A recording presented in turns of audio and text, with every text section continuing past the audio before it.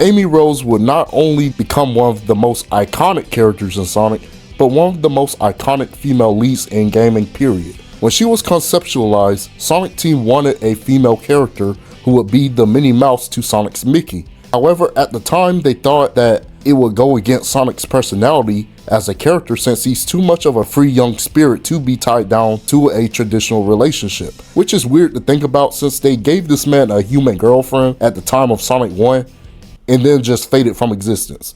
It's true, look it up. So Sega and Sonic Team decided to make Sonic and Amy's dynamic unique that breaks the trope of the common fictional male and female dynamic. Sonic's creator Naoto Oshima designed the character of Amy beforehand until her design was finalized by Kazuyuki Hoshino, and thus Amy Rose would officially make her debut in Sonic CD in 1993. She would be portrayed as a young girl who has interest in mystical things like tarot cards, and as we can see, the cards predicted that a destined encounter, her knight in shining armor, would come for her. So as she saw Little Planet, or Miracle Planet, at distance from Never Lake, she said screw it and traveled to Little Planet to meet her destined encounter. You can see Amy running up to Sonic and hugging him, immediately falling in love with him.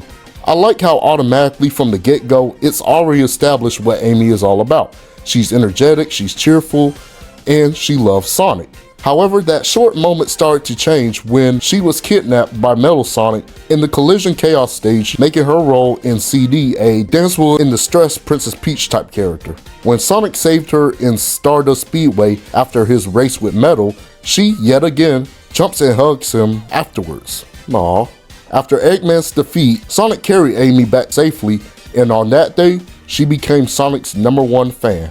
In the spin-off games since CD, she was a playable character in the Drift games, Sonic R and Sonic the Fighters, where her iconic Pico Pico hammer debuted. By the time of Sonic Adventure, she was given a full redesign, but not only that, her character would be expanded upon by giving her her own campaign as a playable character. This would be the beginning of Amy having her own agency as a character, straying away from the damsel in distress role from CD. The story begins with Amy going about her daily routine, yearning about how she misses Sonic and all the blood-rushing thrills, indicating that she hasn't seen him in a very long time. See, here's the thing about Amy.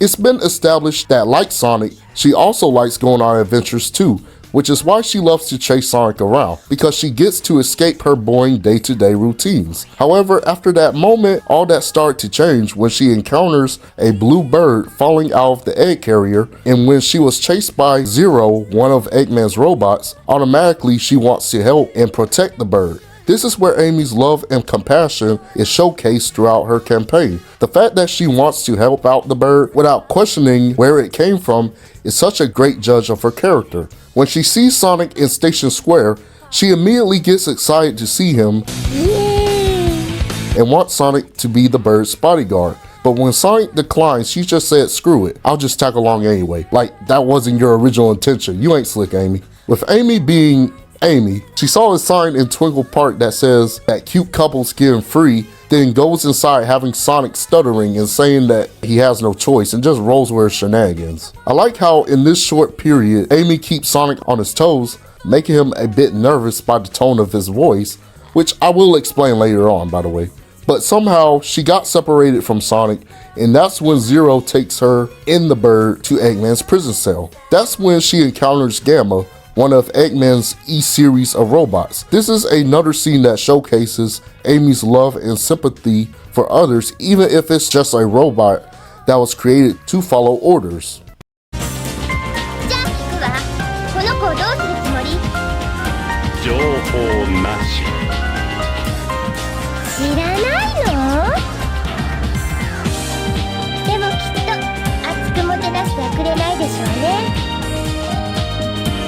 ねえお願い助けて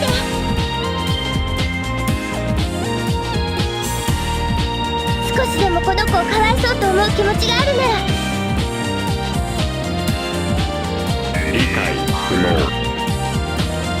なぜ関係ないもののため一生懸命になれるのか理解不能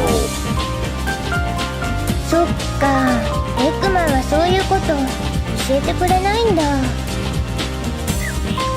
うしたの小鳥さん。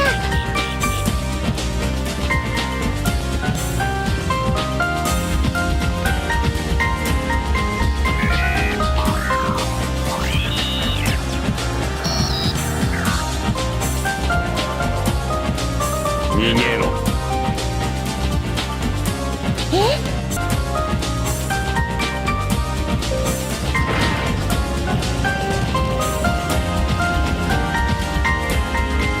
どうして？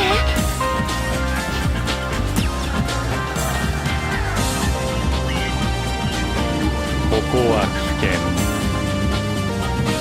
もうすぐミスティックルーインの基地に着く。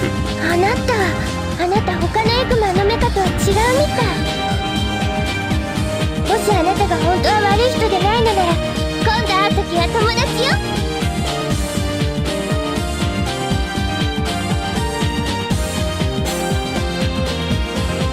よ。And this scene too.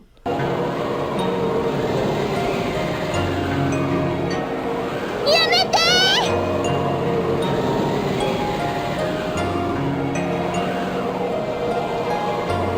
エミ、エグマンのメカなんだぞ。そこをどけ。いや、このロボットさん私たちを逃がしてくれたの。悪い人じゃないんだよ。だからソニック、やめて。エミ、わかったよ。なんか訳がありそうだな。This also shows Amy's determination because even though she has her undying love for Sonic, she wasn't afraid to stand up to the one she loves the most to protect this robot who helped her escape, letting her heart and sympathy be the answer. And in Sonic's eyes, he respects that because he too doesn't have his reasons to want to help out someone, which is another parallel these two characters have with each other. In the end, Amy helped the bird return with its family, and thus she states that she can do a lot of things by herself, and that someday she will make Sonic turn around, and once he catches up, it'll be too late. Beginning of her character taking full form.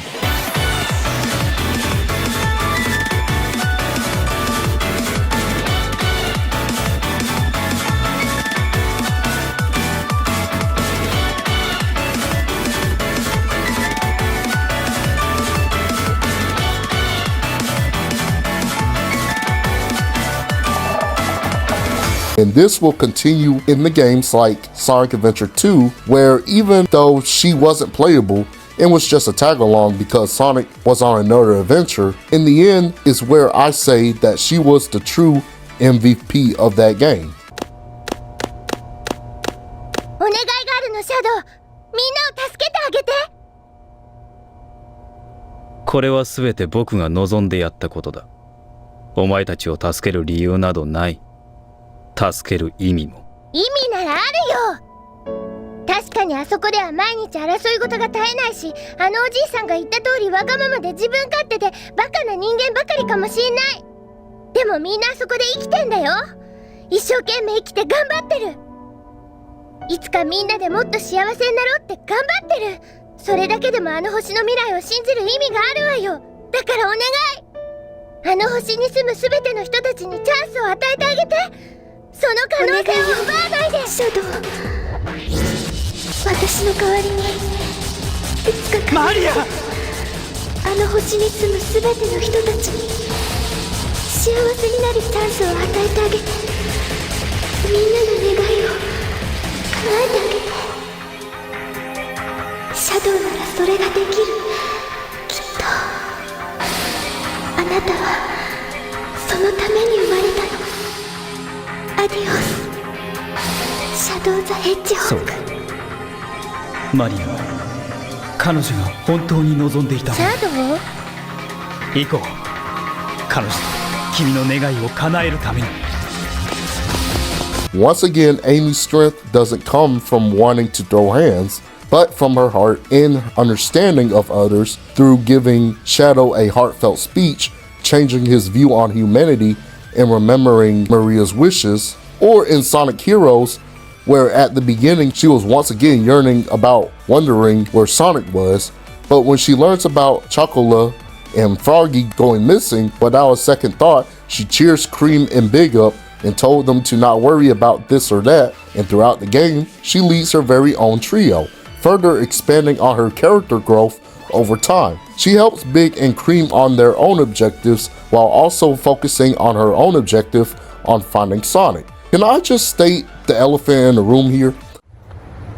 見つけたわよ、マイダーリン。エイミー。ソニック、今日こそ私と結婚してもらうからね。Some people think that Amy is selfish in Sonic Heroes because she's only focusing on looking for Sonic, but ignoring the fact that she wanted to help out her friends.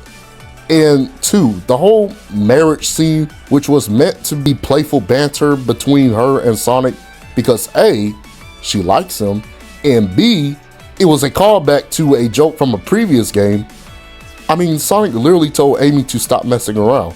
People tend to take this seriously for no reason. But anyways, in the end, she helped them find their friends and she found Sonic. And in the end, she chased him, leaving the two running off together. But throughout all these shining moments of her character, people tend to view Amy Rose as basically a stalker fangirl and found her to be annoying or bratty throughout the 2000s. Now, as someone who was first introduced to Amy Rose through Sonic Rush, but mostly through Sonic X, I'll have to say that she was unlike anything I've seen from a female lead in gaming. I always saw her to be a very cool character growing up. She's Sonic's self-proclaimed girlfriend who swings a giant hammer, who runs and hugs Sonic, and has a unapologetic crush on him, and that was it. And it was unlike anything I've ever seen. She was different from Princess Peach by a mile. Sonic and Amy's dynamic wasn't anything like Peach and Mario's dynamic. These two had a cat and mouse dynamic. It was unique, it was different. Amy, despite being the weaker member of the group, she would always put herself in dangerous situations to impress Sonic. And I never understood why people had this false perception that Sonic hated Amy or saw her as a nuisance or never liked her. Okay, let me explain for a second.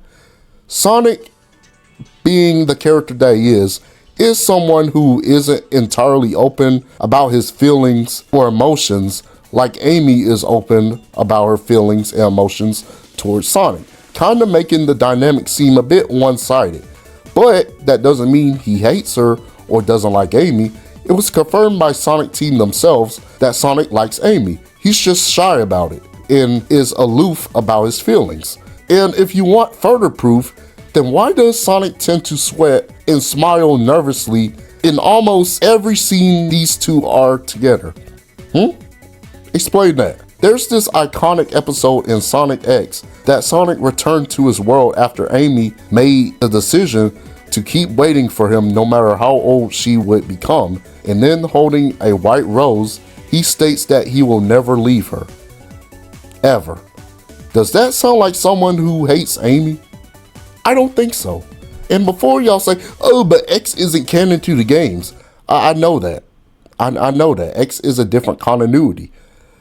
But it doesn't change the fact that Sonic Team was heavily involved with the production of Sonic X. So therefore, even though it's not canon in a literal sense to the games, it's still more official to the source material via the games. Make sense?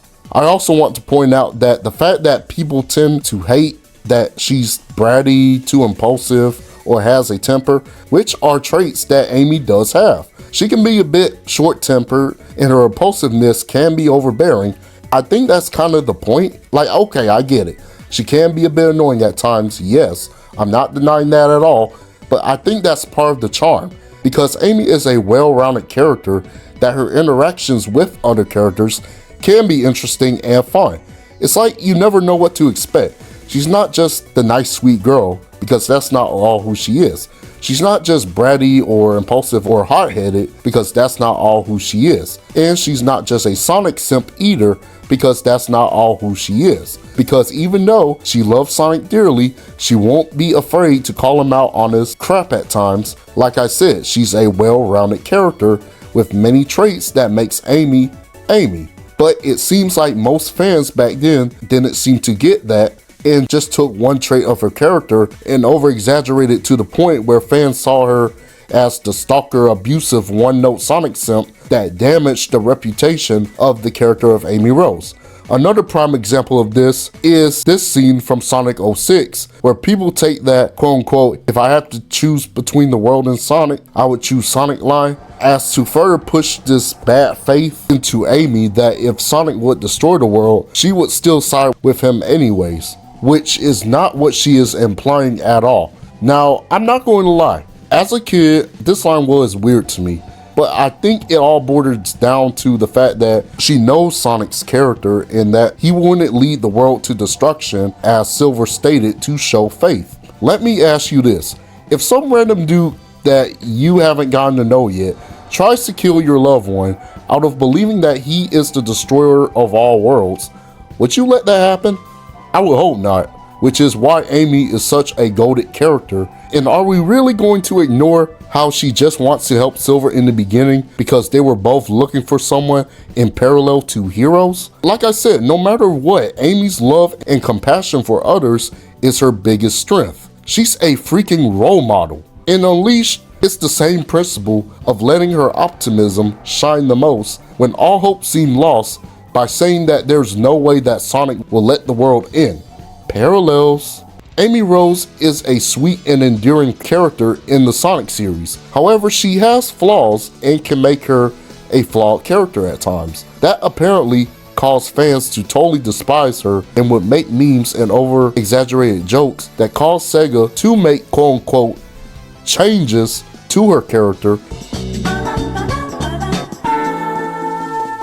Yo, what's up everybody? Welcome to part 2 of my Amy Rose character analysis. As I've stated in my last Amy video, I've stated that she is a flawed character, but fans despised her flaws that would cause fans to despise her as a character, resulting in making over-exaggerated jokes and making her a one-note Sonic sipping stalker fangirl. And that right there caused putting modern Amy in a weird state at this point of the series. What do I mean by that? Well, that's what I'm going to discuss in this video. Let's get into it. Now, I'm not going to sit here and pretend that Amy was a perfect character all the time. There were moments in like 3 of the games in the 2000s that I was like, huh? And those 3 games being Sonic Rush, Sonic Battle, and especially Sonic Freeriders. In Sonic Rush, there was one moment where Cream was jokingly telling Blaze that Amy can be a bit short-sighted at times when it comes to her love for Sonic, technically being the audience commentators. And apparently, Amy got a little pissed. Now, this could be her playing around a bit too, but she just whips out the hammer on her and just tells Cream to come back here, trying to hit her. I thought it was a bit out of character of her that she would consider doing that to Cream out of all people. But that was just one moment throughout the game. In most of the game, she was great. However, in Sonic Battle, okay, I'm just gonna say this. This is apparently one of the more exaggerated takes on Amy because they made her too impulsive, which would come off as annoying. Like the whole thing with Emerald and her trying to be a mother to it, which I get it, you know, she's trying to prove to Sonic that she could be a fitting partner and wanting to have some agency in being a future mother, like most girls do at her age. I think the problem lies where it just came out of nowhere and she's more pushy than usual, which can also be out of character for her. Now, in Freeriders, do I really need to explain? Wow, Sonic's here too? What a coincidence! No, this must be fate. Yeah, you're a terrible actress. We all know you followed him here. I don't recall asking you. Now shush, would you? What? So all that work was pro bono? Aw, poor Mr. Vector. He should be thankful. It's not every day you get to race with 2 cuties like us. Right, Sonic? Yeah. Okay, that's enough. I'll have you know our team has only 1 useless kid on it. Oh, brother, this guy stinks! Now let's do the math here. 3 games where Amy was at her worst, out of most of the games where she was at her best, plus a TV show, except for that one episode, but we don't talk about that one. Even though in battle she was poorly written, I do appreciate that they were continuing her growth from Heroes by wanting to get stronger by boxercising. It definitely shows her determination for wanting to keep up with the boys. And in Rush, they continue to show her compassion for others by trying to break Blaze out of her introverted mentality by relying on her friends through talking with her. In contrast to Blaze changing her perspective from Sonic through his actions alone. But let's talk about the biggest can of worms here, which are the Amy haters. Let's look at an example called Why is Amy always stalking Why is Amy always stalking Sonic? It's just creepy. I mean creepy. He is a person who needs to keep moving and help others and doesn't need to worry about whether or not Amy will just magically come out of nowhere and threaten to beat him up if he doesn't marry her. That's called sexual harassment. Call the police or something. Bro, what? Okay, again. This scene from Heroes is just playful banter between two characters as a joke. It's not meant to be taken seriously. And 2, you mean hitting Sonic with a hammer? In that one scene from Riders. Okay. Let's elaborate on this for a second. Okay. Have you ever given the thought that these are cartoon characters? I can't stress this enough. Cartoon violence is not equivalent to real life abuse. This happens in stuff like anime all the time, but no one bats an eye on that. But anyways, let's move on. Most of the people who hated Amy Rose back then are saying the same false perception that she's a stalker. It's basically this image right here. With Tails, he wants to follow Sonic on his adventures because he's his best friend, and people don't have a problem with that. However, if it's Amy, she's a psychopath. This false perception tarnished a great character that people never knew, which leads to the current era that we're in that began all the way back in Sonic Lost World. God damn it, I can never give this game a saving grace, huh? So ever since Lost World, Amy has been in a weird state onwards. In Sonic Lost World, she was just there, being a literal definition of being a plank of wood. Now her love and compassion is still there towards the animals, so that's something, right? Right? There was this one moment that I thought was weird, that they did this thing where she thought she was going to die and told Sonic that I never gotten a chance to say, and cuts off. You automatically know that she meant to say, I love you. Like you don't let it be known that you love this man already, but whatever. After this game, the whole Sonic Boom rebrand era began. And with a rebrand, a whole new take on Amy would begin. I'm just gonna come out and say it. I don't dislike Boom Amy. I think she's a pretty interesting take on the character in contrast to her main Sega counterpart. She's more level-headed, strong, capable, and still has a crush on Sonic, but hides it when anyone mentions it or anything. However, is she better than her main counterpart? No. Because for one, it's an Elseworlds universe, and number 2, in the show, all the characters are basically parodies from what their actual characters are supposed to be. But overall, I still like Boom Amy and a different take on the character. So how does her attitude in Boom affect her main counterpart going forward? Well, it kinda does it, but there is a change. Like I said, Lost World started the shift in how Amy is characterized. In Forces, when Eggman took over the world in that game, her purpose was that she helped form the resistance group and would help handle the communication work throughout the game.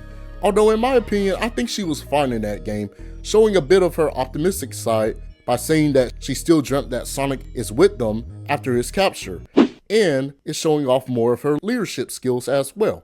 Not much, but still something. At least she gotten something to do in contrast to Lost World, where she was a literal plank of wood. It appears Amy Rose has been dragged into the mix. Clever girl. Tenacious. She's come a long way since being an easy pawn in my schemes to ensnare Sonic.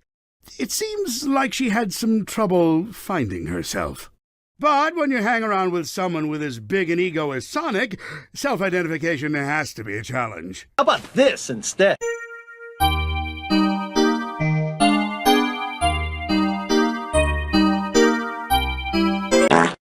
Amy Rose's quote-unquote character development in Frontiers was not character development and more of damage control. Let me explain. So throughout the game, she was full cyber ghost from the effects of cyberspace. She felt off. There was no bubbliness, no optimism, no spunk, no energy. And before you come in the comments saying, but she was trapped between dimensions, I want you to take a look at an example from games like Sonic Unleashed and Sonic Generations. When the world was in the brink of destruction and when everyone was influenced by Dark Gaia's energy, Amy, as usual, would always keep her optimism and say that there's no way that Sonic would let the world end like this. Or, in Generations, when she was frozen in time, off the jump she kept her optimism, and in usual fashion, she made a joke about worrying that she won't be able to flirt with Sonic again. Now, let's take a look at Frontiers, where she states that she's not in any pain or anything. And Frontiers, where she is a spirit trapped between dimensions, struggling to keep her sanity as she waits for Sonic to bring her back from the edge of oblivion. There is no way those characters are going to act the same way in those scenarios. You're not going to have happy, bubbly, clinging Amy when she's near death. How you feeling, Amy? I mean, what's it like being all ghosty? Honestly, I don't feel that different since you helped clear my mind. I guess it feels kind of, detached? Have you ever flown around in a dream? Like you're lighter than air? That's what it feels like to me, anyway. I just wish I could finally land and be whole again. What? Bro, what are you talking about, man? Where did all that go? Even in her voice, she sounds all depressed. I know it's Cindy Robinson just doing her normal voice, but come on. Where am I getting at with all this? This game right here kind of molded the direction that at the time that they were trying to push on Amy, at least from the English side of things, which I will get to in a minute. This game tries to drill in your head that Amy has somewhat matured from being a girl who always chased Sonic around and that she's actually an independent woman now that has trouble finding herself. And that she wants to share her love with the world. Not like you've done that. Oh, hold on, let me count. 1, 2, 3, 4, 5, 6, 7 times. And this is the line right here that really grinded my gears. Now, we don't fully know who actually wrote the script for Sonic Frontiers Final Horizon, because Ian Flynn literally stated that he did not write the script for this game. But I don't know who in their right mind wrote this script, wrote this line for the English version. But I'm gonna play it. I'm not just a damsel in distress anymore. Just you watch. Eventually, you'll be the one relying on me for help. I'm not just a damsel in distress anymore. Your pink hedgehog Sakura looking ass has never been a damsel in distress since 1993. This line really grinds my gears. You're not doing anything new with Amy's character. It's just her relearning the same lessons she learned from Sonic Adventure 1 in a poorly done fashion. Now look, I'm not saying that Amy as a character can't or shouldn't have any character growth. In fact, I would totally be on board if, for one, we actually see that growth progress over time, and two, instead of stripping away what makes Amy Rose and adding on something better to her already existing character, then yeah, I think that would be fantastic. By stripping away any flaws that she has, it's just disingenuous to the people who actually love Amy Rose as a character. Here's why I say that the English side of Sonic, in terms of Amy's character growth, of whatever you want to call it, is actually damage control as finest and not really character growth. Let's take a look at the Sonic Fast Friends Forever bio for Amy Rose. Let's look at it, shall we? Amy is a spirited and athletic adventurer out to share her boundless love with the world. She wields her signature Pico Pico hammer with incredible strength and grace to defend those in need. Amy first met Sonic by following the guidance of her fortune cards. Unfortunately, the cards didn't tell her about Metal Sonic. Or did they? ever since she pushed herself to grow as an adventurer in order to bring love and peace to the world. She may not be chasing after Sonic anymore, but she's still #1 in her heart. Literally just stripping down literally everything that made Amy in the first place by giving her this false perception that even though she's not chasing Sonic after Sonic anymore, she's still #1 in his heart, which basically gave people this impression that, oh, Amy is officially over Sonic. Their dynamic has came to a conclusion. I don't want to be that guy, okay? I really do not want to be that guy because I actually like Ian Flynn and I actually like how he writes some of the characters. But, okay, get this. He actually considered ending Sonic and Amy's dynamic. When he was writing Sonic Frontiers, he actually considered ending their dynamic because he thought it was, quote unquote, antagonistic, which is just disingenuous to Sonic and Amy's dynamic and relationship throughout the years.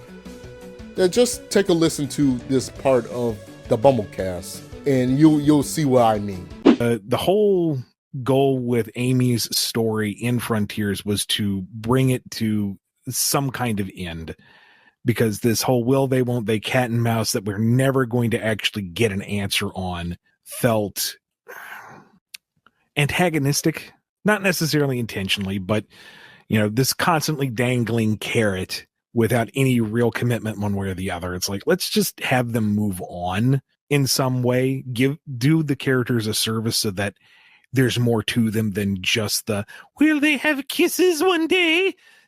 Do something. And so part of it was Amy's resolve to share her love with the world, to not have her entire existence revolve around someone who's always running away from her. She has so much love to give. She has so much potential.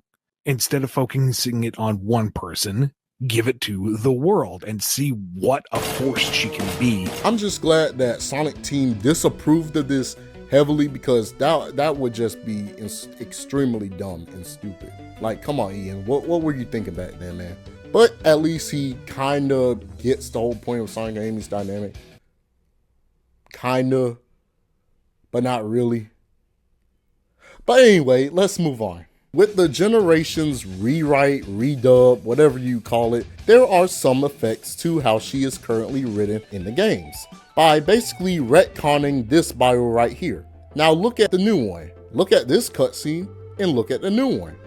Look at this cutscene and look at the new one. Even though it's not bad, but you're taking away the playfulness out of her. I'm going to use this Twitter thread as a reference here as who Amy Rose is, as opposed to what people want her to be. She's a character whose heart is the answer to everything. She's a romantic who's not just in love with her hero, but love in general. She believes love is powerful, which is why throughout games from SA1 and up, she was able to be rational and helps people whenever she can. She's basically the heart of the series.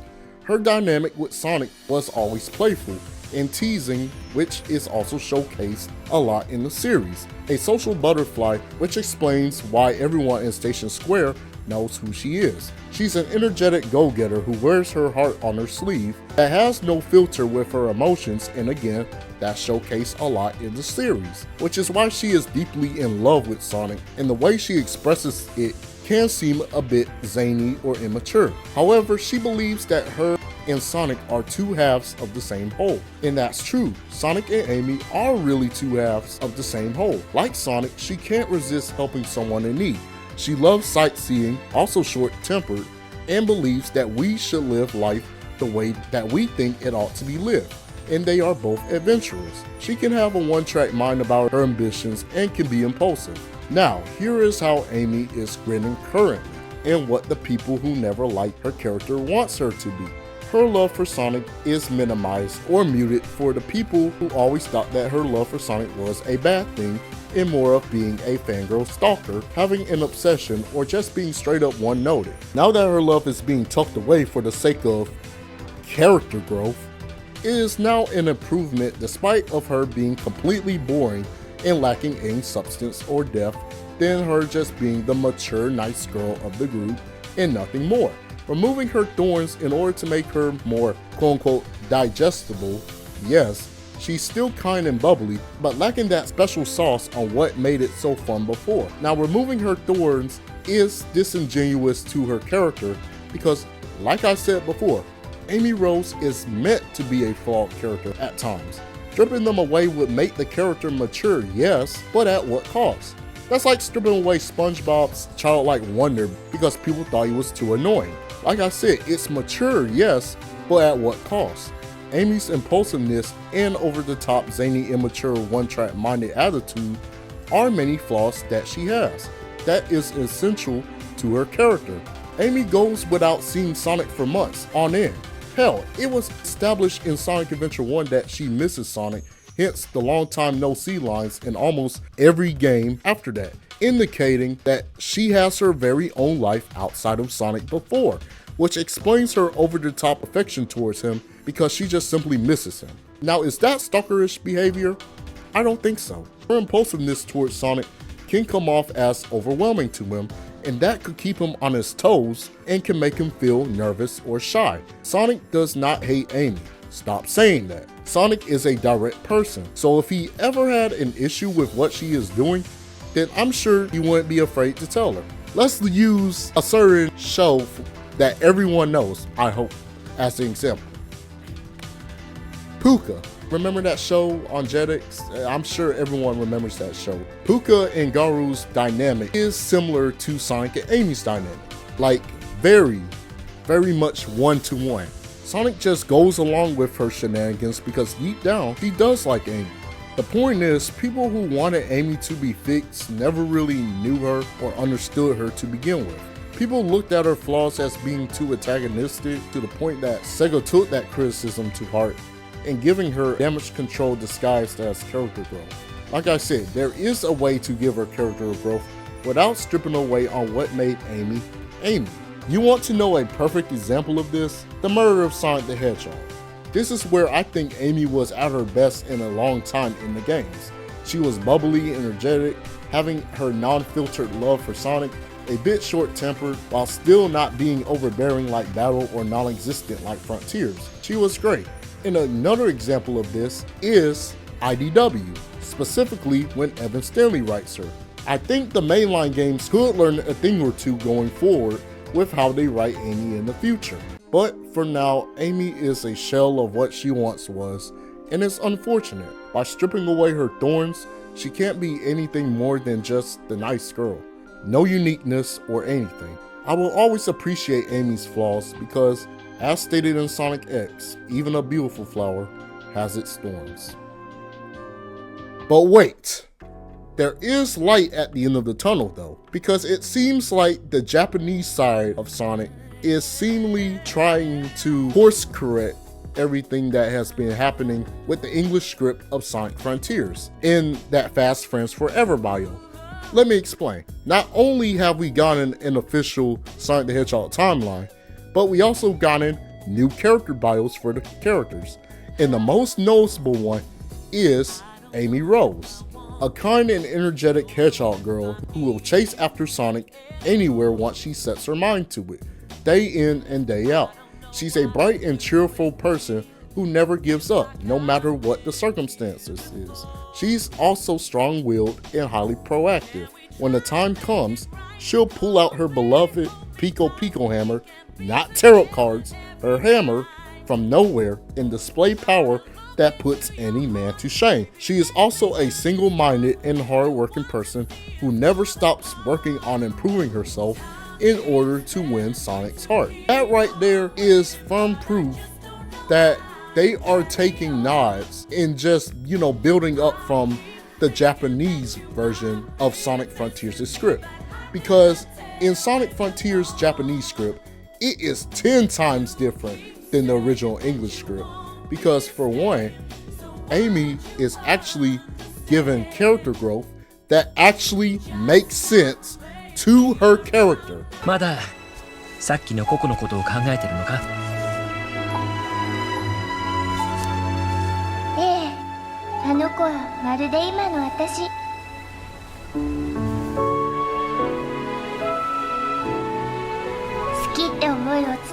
娘に脇目も振らず一直線。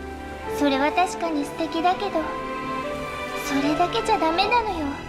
私、目先のことしか考えてなかった。今何をするべきなのか、それにはもっと素敵になるための自分を見つけないといけない。なりたい自分を探すのか。なんだか眩しいな。And that immediate future is being with Sonic, because what she was stating in that scene, in that moment, is that she wants to keep on improving herself in order to win Sonic's heart for the immediate future with him, which is basically what this bio right here is trying to imply here. And in the final horizon, they got rid of that god-awful Damsel in Distress line. That god-awful Damsel in Distress line. Like, Japanese frontiers, man. Like, it's not a perfect script by any means, but at least they get these characters in character. Like, come on now.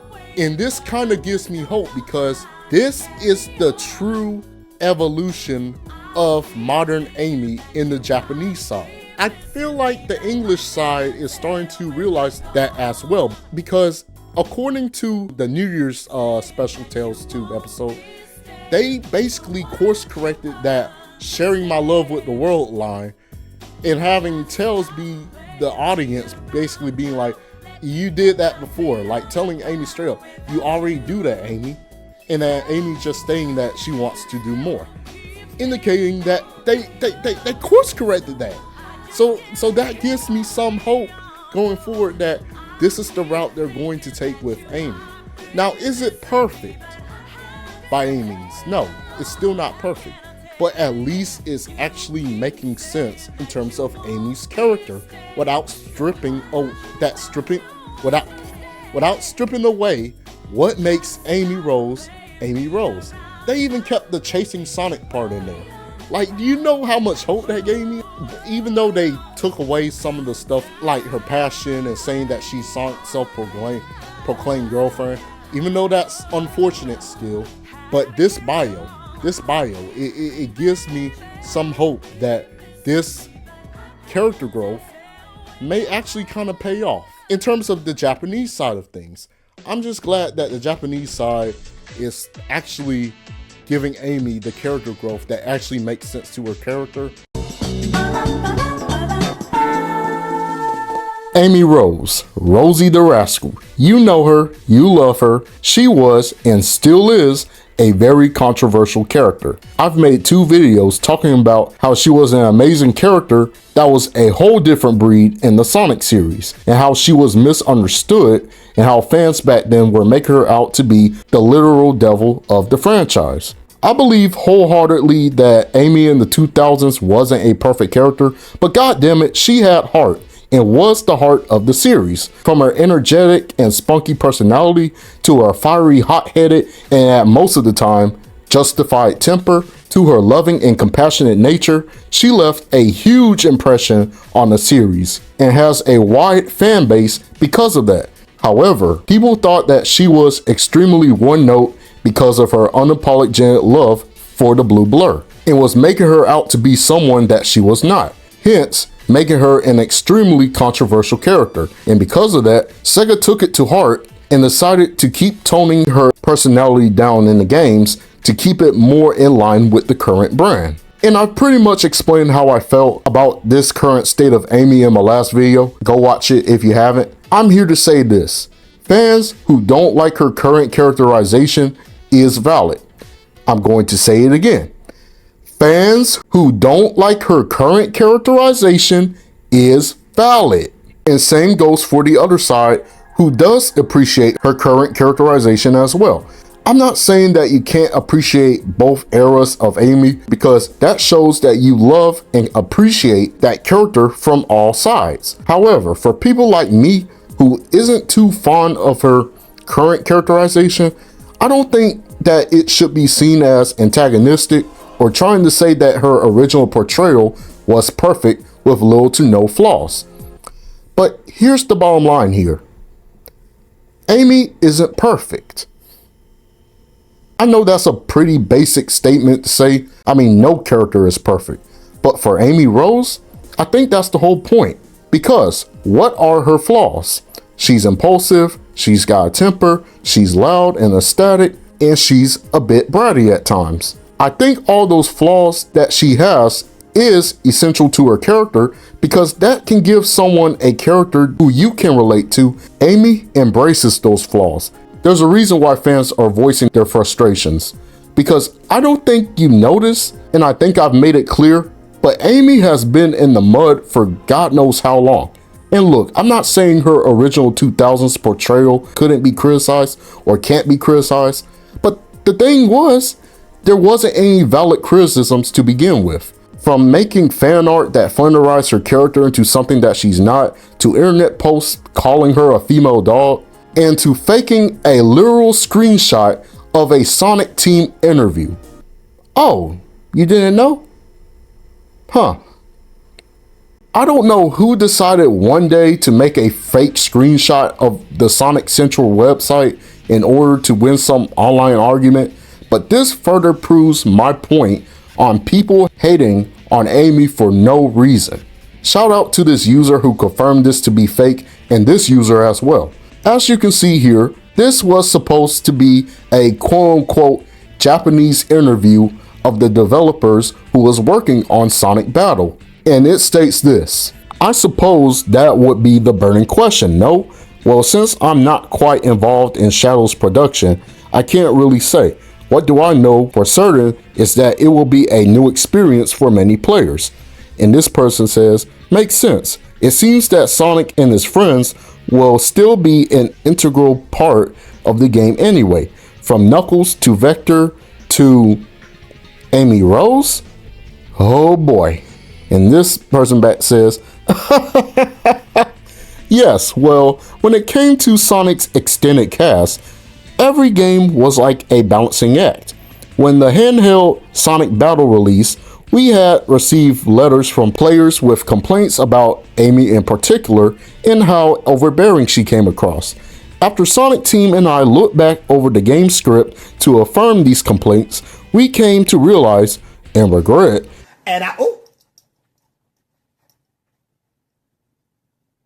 just how far we overstepped. Since I am also tasked with the next 3D title after Shadow the Hedgehog's eventual release, I hope I can take this as a learning experience.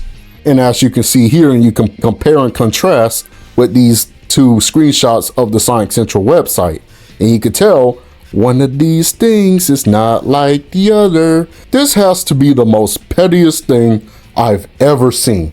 And it happens to Amy. No other character gets this treatment but her. And you can tell it's fake because it doesn't have the additional text on the bottom. I know Amy in battle wasn't all that great. I'm not pretending that she was. But to fake a screenshot of a Sonic Team interview of the Japanese devs in order to prove a point is just downright disgusting. And oh boy. This isn't the first time this happened, where some idiot faked a certain piece of info in regards to Amy, because take a look at this. So apparently someone edited Amy's dialogue from episode 52 of Sonic X of the original Japanese dub with the English subtitles, and this is what it says. So here's what the text actually says. なんだかんだ言ってピンチの時は必ず助けてくれるし、クリスたちの世界から帰ってきた時なんてね、咲いた花を一輪摘んでさっと差し出してこうよ。おう、エミさん。And you wonder why fans of this character are so defensive about her, because shit like this happens. Only Amy Rose gets this treatment. No other character in the Sonic series gets this treatment but her. And it's sad because it feels like Sega is appealing to those people who doesn't give two craps about Amy or the series in general by quote-unquote fixing her in order to fit that bill. By modernizing Amy, she has to be the more level-headed, mature girl now, and the more rational one in the group. Modernizing a legacy character is important, but I want to ask you this. Is modernizing a character simply stripping away the flaws of that character? that a certain group of that demographic who always saw that character as being controversial or one note, just to please those same people years and years later who probably moved on to better things, but have those fans who actually loved every part of that character that was connected with that character because of those flaws and imperfections, the good and the bad, feel alienated because that same company who decided to fix that character that you love so much in order to please that specific demographic who, and I cannot stress this enough, never cared for the character to begin with. At what cost? That would be like if Goku stopped having that battle-hungry spirit because people hated that Goku gave his enemies a senzu bean not once, not twice, but 3 times throughout Dragon Ball. And that Shueisha decides that because of that, Goku no longer has that battle-hungry spirit anymore and no longer wants to improve and be the strongest in the universe. It's maturing and modernizing your character, but like I said, at what cost? Amy needs that original spirit back in the games. There's a way of modernizing her while not alienating of what came before. That's why I can appreciate IDW, because it seems to be doing just that. Even though it's not perfect, I can appreciate them giving some more agency to her character while still keeping her original personality intact in the occasional issues here and there. Wish I could say the same for the recent games. And the weirdest thing is that they're supposed to be the same character because IDW is canon to the games now for some weird reason, but I digress. Does maturing a female character truly means giving her actual substantial, genuine character growth while not feeling like complete damage control? Or is maturing a female character means completely mellowing everything that makes a female character by not letting them be loud or ecstatic, just to be nice and sweet and nothing more, not having spice to that everything nice? Is it maturing and developing that character, or is it maturing out of damage control? Well, I'm pretty sure this artwork by Emmy Stations conveys this answer. This right here is a clear representation of how Amy Rose is presented in recent media. The quote-unquote, "you're so mature now," really struck me. People seem to like the fact that Amy is no longer this energetic, loud, and ecstatic character, but this sweet, motherly, mellowed down character that she can't be anything more than that. If you like the current portrayal of Amy Rose, then that's great. If you like her original portrayal, then that's great as well. If you like both, then that's definitely great. However, the bottom line is this. If someone doesn't like the current portrayal of Amy, then just let it be. Because I don't like the current portrayal of Amy, aside from IDW and the Murder of Sonic the Hedgehog. I'm pretty sure I made that abundantly clear already. However, when someone makes a tweet like this, it's not coming out of hate, it's not trying to be cynical, but it's coming out of a place of love for the character. There's a reason why people harp so much on characterization in the Sonic series, including me, because these characters hold the hearts of so many fans. Why do you think there are so many original characters of their favorite character? Why do you think there are so many fan projects out there that show the love of their favorite character? Because characterization is important. Narrative and plot is important too. I'm not undermining that either. But you don't have to sacrifice the integrity of that character just to fit that certain tone. And you sure as hell don't have to sacrifice the integrity of that character in order to please a certain demographic that never cared for that character to begin with. I will always care about this character because she struck a chord with this fandom. And even though her original personality is somehow long gone from recent entries in the games, I will always have that original portrayal with me in older titles. It's really a shame that Amy Rose is the only character that gets the short end of the stick. People only looked at one part of her and never knew the nuances in her character to begin with. I really enjoyed making this mini-series because it was a way of pushing the agenda across, and I really hope you guys see this and see it from my point of view and others' point of view.